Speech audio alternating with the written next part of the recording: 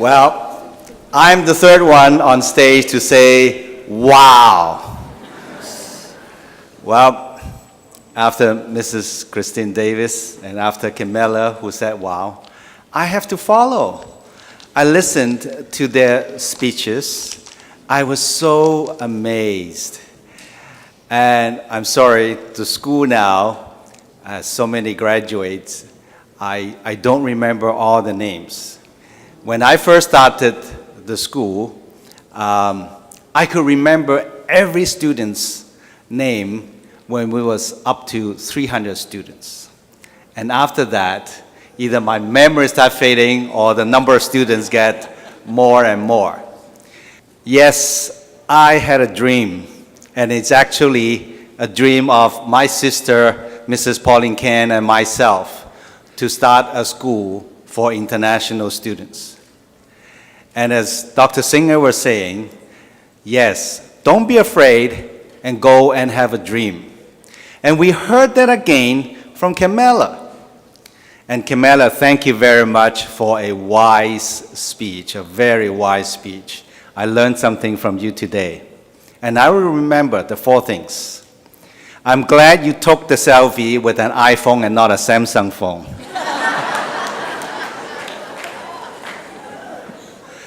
Watch the stock, okay? It's going to split 1 to 7 on June the 2nd. I'll tell you, the dream was a small one. I never thought that it would grow to this size after 35 years. And I have to tell you, as an immigrant from Hong Kong, as a young gentleman, a young man from Asia, all I got after I decided to start up the school were helped. I got a lot of helps from many, many people along the way. I got help from my family, I got help from friends, and you see Dr. Cam Davis sitting here, and many of my friends that were here, and they mentor me when I was having trouble, a few years into running the school, and I said, Cam, how come I feel like this? How come things are not doing well? And he followed me. He followed me for, I think it was 4 days, and see how I was doing, and told me and say, Clement, this is what you did wrong, this is what you did wrong, this is what you did wrong. And I still remember his famous saying to me until today. He said, Clement, you are as good as your weakest link. And I said, what do you mean? He said, doesn't matter how good you are. If in the chain of execution, you have a weaker person, that's you're being measured against. And I still remember that. So I'm very grateful for all the friends that I have, and they were very, very helpful to me. And I have to tell you, Canada is a great country. Again, as an immigrant, which other country would have allowed me to do this with no restrictions, with a lot of supports from everyone in the city, everyone in the country. And that is a really great stories for Canada. And today, you see that the school grew to this size, 1,800 students. I don't want to emphasize the 1,800 students because it is a big school.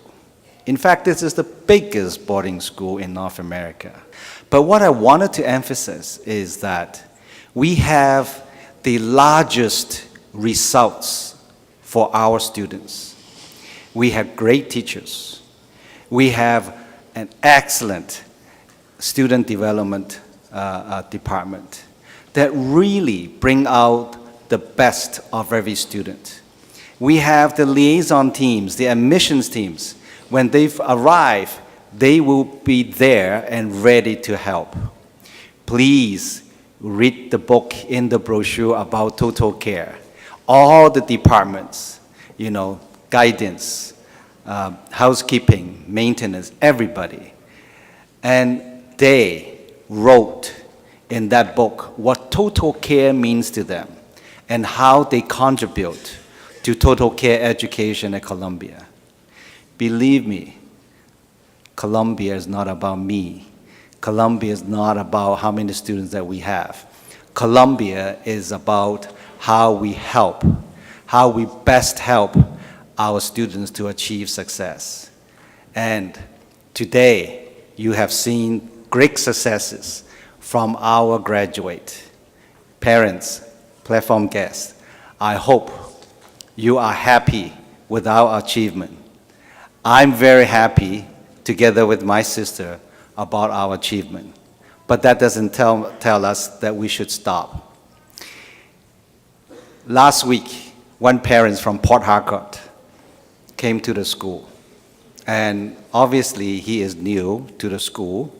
And I said, "How are you, sir?" He said, "Oh, I'm here to see the school." I said, "So your kid is coming or has applied?" He said, "Well, I applied to the school, but I haven't paid. I wanted to see the school." I said, "How did you know about Columbia International College?"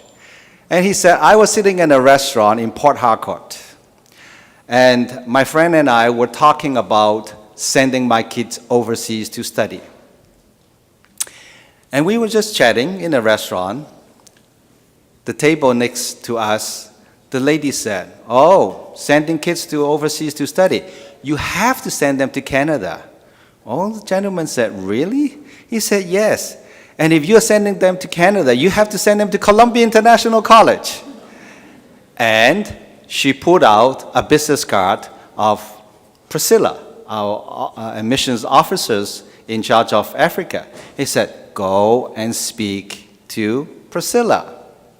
And he did. He wrote and he applied. And then, of course, he came here to look at the school, and he walked into the school. He couldn't believe there is such a school that exists like this, and the achievement we have been able to deliver to the students.